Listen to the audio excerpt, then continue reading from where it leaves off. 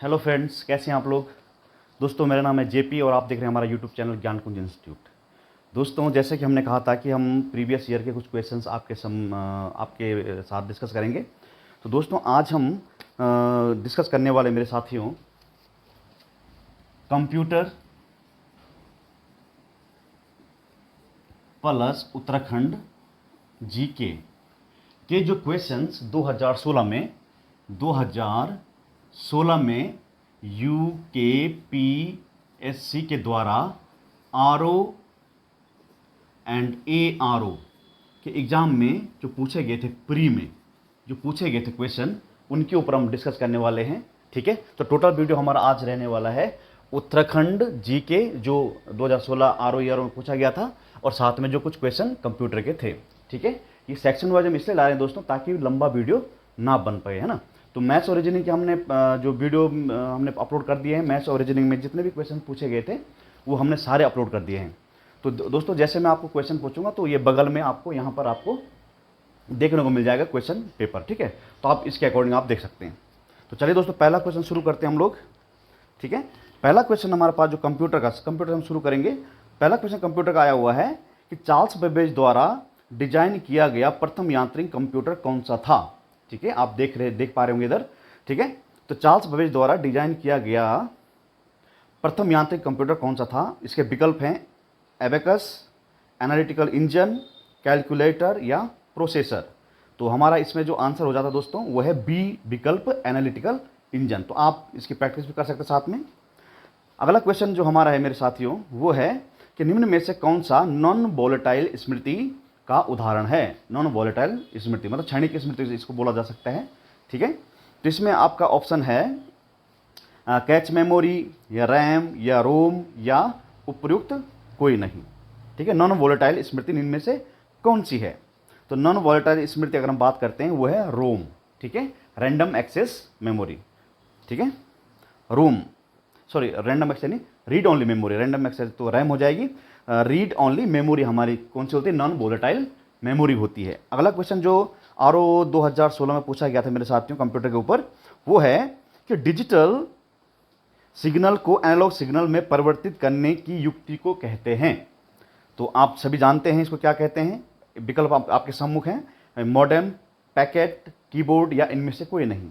आप सभी लोग बता ही दिया होगा, आपके दिमाग में आ गया होगा आंसर। इसका आंसर है मॉडेम। ठीक है, अगला क्वेश्चन हम लोग डिस्कस करते हैं कंप्यूटर के ऊपर जो उत्तराखंड आरओ एआरओ में पूछा गया है। निम्न में से कौन सा अति शक्तिशाली प्रकार का कंप्यूटर है।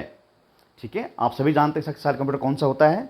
सुपर कंप्यूटर होता है, सुपर माइक्रो होता है, बी सुपर कंप्यूटर होता है, या सी माइक्रो कंप्यूटर होता है, या डी मिनी कंप्यूटर होता है। तो आप सब जानते हैं सुपर कंप्यूटर हमारा क्या होता है, सुपर पावरफुल होता है। ठीक है, चलिए अगला क्वेश्चन है डाटाबेस को मैनेज करने के लिए इनमें से किसका प्रयोग किया जाता है। ठीक है, डाटाबेस को मैनेज करने के लिए निम्न में से कौन से डिवाइस का इस्तेमाल किया जाता है या किस सॉफ्टवेयर का इस्तेमाल किया जाता है। तो ऑप्शन आपके सम्मुख हैं, A system software, B compiler, D B M S, या डी ऑप्शन है उपयुक्त question. D B M S का जो फुल फॉर्म होता है मेरे साथियों वो होता है डाटाबेस मैनेजमेंट सिस्टम। ठीक है, और ये एक प्रकार का सिस्टम सॉफ्टवेयर है जो डाटाबेस को मैनेज करता है। ठीक है, एग्जीक्यूट करता है। तो हमें आंसर अगर इसमें बताना है तो इसका जो आंसर हो जाएगा मेरे साथियों वो हो जाएगा D B M S, option number सी।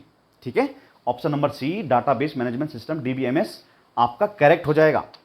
चलिए अगला क्वेश्चन हम पूछते हैं, देखते हैं कौन सा पूछा गया था आरओ एआरओ में कंप्यूटर के ऊपर। तो अगला क्वेश्चन जो पूछा गया मेरे साथ वो है पेंटियम शब्द संबंधित है किससे। वेरी इंपॉर्टेंट क्वेश्चन है मेरे साथियों। डीवीडी से, हार्ड डिस्क से, माइक्रो प्रोसेसर से या माउस से। तो आपने याद करा जब भी कंप्यूटर वगैरह लैपटॉप वगैरह कुछ खरीदा होगा तो आपने उसके ऊपर एक लिखा हुआ देखा होगा, उसमें लिखा रहता पेंटियम।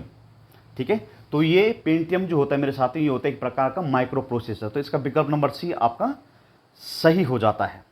ठीक है, अच्छा अगला क्वेश्चन हम देखते हैं कि किस तरह का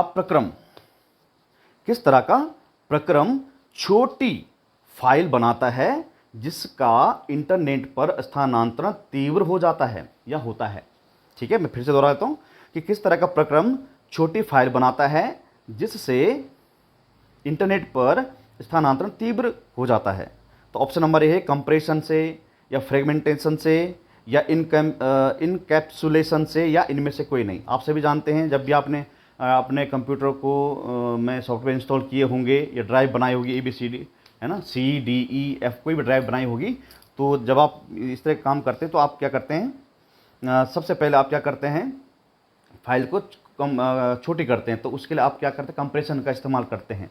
ठीक है, जब आप कंप्यूटर चलाते होंगे तो आपने कंप्रेशन काम किया होगा, तो इसका ऑप्शन नंबर ए सही हो जाता है। अगला क्वेश्चन बहुत ईजी है, ALU का तात्पर्य है।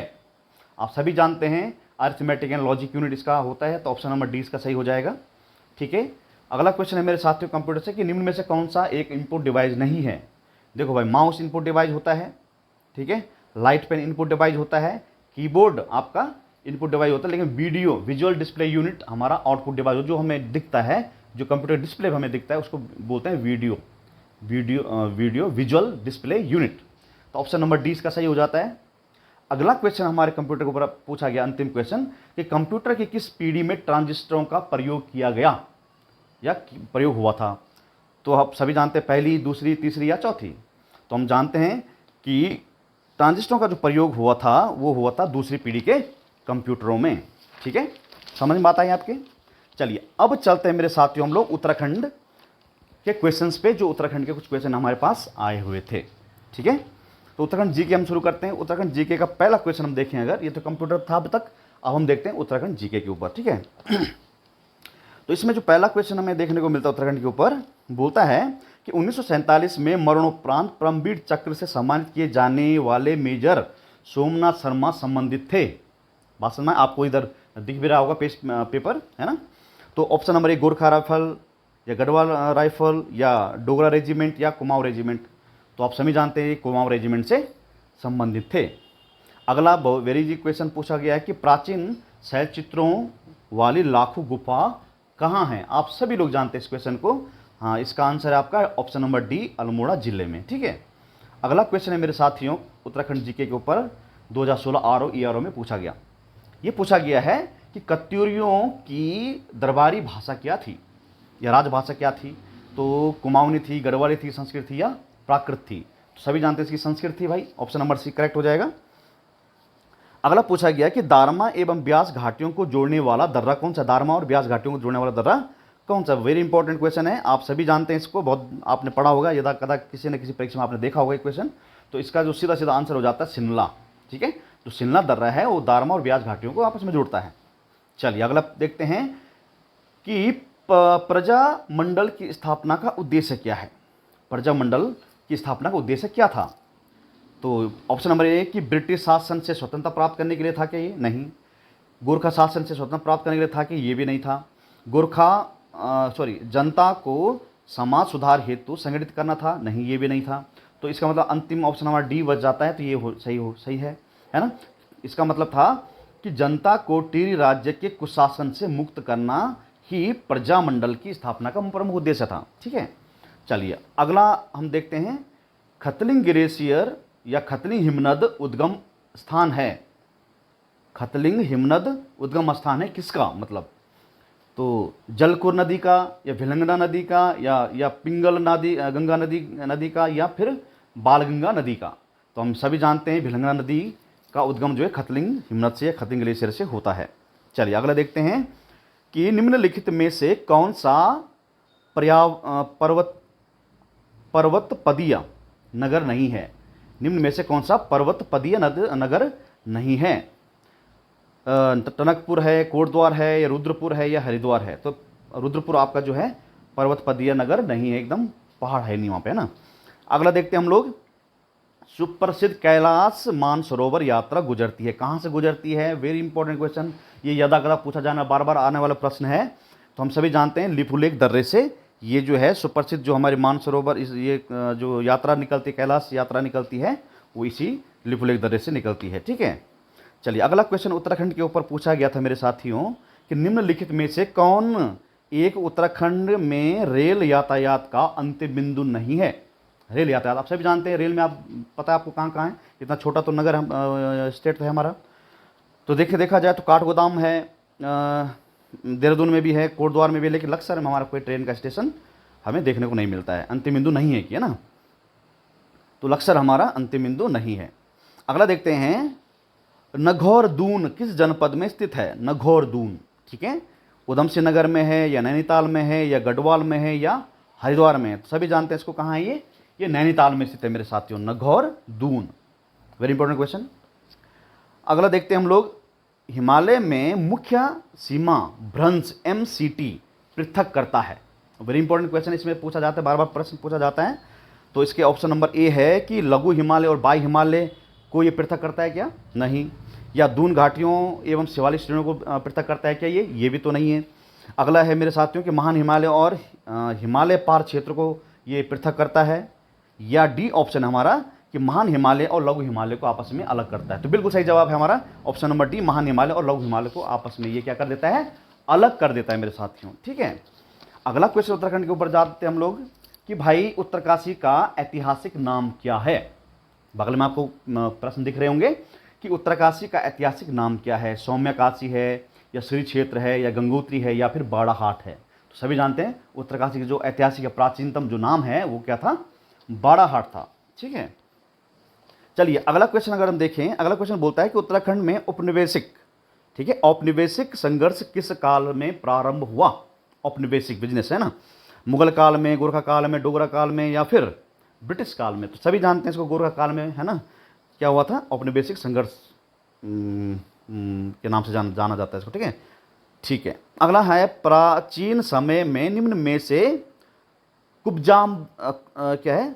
कुब्जाम्बरक बहुत बार पूछा जाता प्रश्न, कुब्जाम्बरक के रूप में जाना जाता है, मतलब कुब्जाम्बरक किसका नाम है, ठीक है। तो कुब्जाम्बरक हम जानते हैं दोस्तों, ये ऋषिकेश को कहा जाता है। अगला क्वेश्चन मतलब ए ऑप्शन इसका आंसर हो जाएगा। अगला देखते हैं हम लोग, पांडुकेश्वर ताम्रपत्र किस भाषा में लिखे गए? पांडुकेश्वर ताम्रपत्र, तो इसको हम देखते हैं पाली भाषा में या प्राकृत या संस्कृत या फिर अरमाइक भाषा में। तो इसका ऑप्शन जो आपका सही हो जाता है वो हो जाता है सी विकल्प, संस्कृत भाषा। चलिए अगला देखते हैं, निम्न में से किस नृत्य में गीत नहीं पाया जाता है? मतलब बिना गीत का ये डांस है। छोपती है, झोड़ा है, छपेली है या छोलिया है? तो हम जानते हैं छोलिया डांस ऐसा डांस है जिसमें गीत नहीं पाया जाता है मेरे साथियों। अगला क्वेश्चन हम देखते हैं, उत्तराखंड के ऊपर पूछा गया था कि द्वाराहाट में 9वीं शताब्दी के ध्वज मंदिर को एक अन्य नाम से भी जाना जाता है। किस नाम से जाना जाता है? द्वाराहाट में 9वीं शताब्दी के ध्वज मंदिर को एक अन्य नाम से भी जाना जाता है, उसका नाम क्या है? तो ऑप्शन नंबर ए है महामृत्युंजय मंदिर या कटारमल का मंदिर या गुजरदेव मंदिर या कछेरी मंदिर। तो हम जानते हैं इसको गुजरदेव मंदिर के नाम से भी जानते हैं। चलिए अगला प्रश्न हमारे सम्मुख उत्तराखंड जीके के ऊपर जो 2016 RO समीक्षा अधिकारी और सहायक समीक्षा अधिकारी के ऊपर पूछा गया था, वो है मेरे साथियों कि निम्नलिखित में से कौन सी जनजाति भूमसेन देवता की पूजा करती है? तो भूमसेन देवता की पूजा करने वाली कौन सी जाति ऐसी है जो इस विकल्प में हमें देखने को मिलेगी? क्या थारू करती है या बोक्सा करती है या जाट करती है या भोटिया करती है? तो ऑप्शन नंबर बी इसका क्या है जवाब? बोक्सा जाति वह जाति है जो भूमसेन देवता की यदा कदा पूजा करती रहती है, मतलब मुख्य देवता है उनका ना। चलिए अगला देखते हैं, उत्तराखंड में पीतल नगरी के नाम से किसे जानता है? ठीक है, पीतल नगरी के नाम से बाजपुर, रुद्रपुर, पिथौरागढ़ में या अल्मोड़ा में? तो बिल्कुल सही जवाब है आपका अल्मोड़ा में। आप सभी जानते होंगे ना, यदा कदा आपने सुना होगा ये प्रश्न। चलिए आगे अगला देखते हैं हम लोग कि भाई उत्तराखंड में 38वें राष्ट्रीय खेल किस वर्ष आयोजित किए गए थे? 38 है ना, 38 जो राष्ट्रीय खेल थे वो आयोजित कब किए गए थे या कब उस समय तो कब आयोजित किए गए थे, कब किए जाएंगे? अब हम बोले कब किए गए थे तो हमारे लिए अब ये थे हो गया, क्योंकि अगर भविष्य में प्रश्न आता है तो ये बोला जाए कब किए गए थे, क्योंकि 2016 में था तो यहाँ पूछा गया कब आयोजित होंगे। अब जब ये माना सपोज ये रिपीट होता अगर तो कब आयोजित किए गए थे ये आएगा। तो ये किया गया था मेरे साथियों 2018 में, ठीक है। तो अगला क्वेश्चन है, उत्तराखंड के किस शहर को हाल ही में भारत के स्वच्छ शहरों की सूची में 61वां स्थान मिला? तो ये उस समय का 2016 का करंट अफेयर का क्वेश्चन था मेरे साथियों। तो 61वां जो स्थान था वो समय था देहरादून, ठीक है। अगले भी करंट अफेयर के ऊपर पूछा गया क्वेश्चन है मेरे साथियों कि उत्तराखंड में राष्ट्रपति शासन लागू हुआ। सभी जानते हैं इस प्रश्न को, भाई ये लगा था 27 जनवरी 2016 को, ठीक है। तो ये थे कुछ क्वेश्चन जो उत्तराखंड के ऊपर मेरे साथियों पूछे गए थे। ठीक है, इसके बाद हम आरओ ईआरओ के ऊपर मेरे साथियों एक टेस्ट सीरीज लेके आएंगे। आरओ ईआरओ के ऊपर हम लोग टेस्ट सीरीज लेके आएंगे, और साथ में अगर आप प्रवक्ता स्क्रीनिंग का प्रिपरेशन कर रहे हैं, प्रवक्ता स्क्रीनिंग इसके ऊपर भी हम लोग एक टेस्ट सीरीज लेके आएंगे। ठीक है, और एसआई का हम पहले सिलेबस आने देते हैं, तो उसका क्या सिलेबस रहने वाला है, क्योंकि इनका तो हमें लगभग पता ही है कि क्या आने वाला है, इसमें प्री में क्या होता है, मेंस में क्या होता है। लेकिन एसआई की जो सिलेबस है मेरे साथियों, एसआई का जो सिलेबस है इसमें अभी कन्फ्यूजन की स्थिति बनी हुई है, क्या 100 नंबर का आता है या फिर 300 मार्क्स का आता है। ठीक है, क्योंकि वायरल खबर के अनुसार 300 नंबर का होने वाला पेपर, उसमें मैथ रीजनिंग वगैरह सब आने वाला है। लेकिन पुराने अगर अपडेट के देखते हैं, यूके के माध्यम से अगर हम देखते हैं, तो 100 नंबर का पूछा जाना है, जिसमें 40 आपका यूके हो जाता है, 20 आपका हिंदी हो जाता है, और बाकी रिमेनिंग आपके मैथ रीजनिंग कंप्यूटर साइंस ये सब पूछा जाता है, हिस्ट्री पॉलिटिकल ज्योग्राफी है ना, ये पूछा जाता है। ठीक है, अगर इसके हिसाब से रहे तो इसके अकॉर्डिंग हम टेस्ट सीरीज लाएंगे, और अगर इस वायरल खबर के अनुसार जो 300 क्वेश्चन पूछे जाने हैं, अगर इसके हिसाब से ये पेपर का शेड्यूल बनता है, तो इसके हिसाब से हम आपकी प्रैक्टिस करवाएंगे बहुत ही अच्छे तरीके से। ठीक है, तो मैं आशा करता हूं दोस्तों कि आपको ये सेशन अच्छा लगा होगा, और मैं आपसे गुजारिश करता हूं कि अगर आपने हमारा चैनल अभी सब्सक्राइब नहीं किया हुआ है तो कृपया इसको सब्सक्राइब कर लीजिए। ठीक है, क्योंकि यहाँ पे हम लोग बहुत ही अच्छे अच्छे वीडियो लाने वाले हैं आपके लिए, आपके exam oriented syllabus based RO ERO आदि की परीक्षाओं में जो तैयारियां होती हैं, और साथ में जो अभी दोस्तों लैब असिस्टेंट की जो भर्ती आई हुई है, उसका जो प्री मीन्स जो फर्स्ट पेपर है उसका 100 नंबर का, जिसमें आपका लगभग जैसा आपका प्रवक्ता स्क्रीनिंग का पेपर होता है, लगभग इसी तर्ज में ये पेपर भी होने वाला आपका लैब असिस्टेंट का। तो ध्यान रखिए इस चीज़ को। तो लैब असिस्टेंट का जो पेपर है, जो फर्स्ट पेपर है, वो प्रवक्ता स्क्रीनिंग के लगभग इर्द गिर्द ही रहेगा, वैसे ही बनने वाला है। तो अगर आप लैब असिस्टेंट की भी प्रिपरेशन कर रहे हैं तो हमसे जुड़ जाइए, हमारा चैनल सब्सक्राइब कर लीजिए, ताकि जब भी हम वीडियो अपलोड करेंगे तो आपके पास उसका लिंक स्वतः ही पहुंच जाएगा। ठीक है, आपको खोजना नहीं पड़ेगा। चलिए दोस्तों, आज यहीं रखते हैं, धन्यवाद।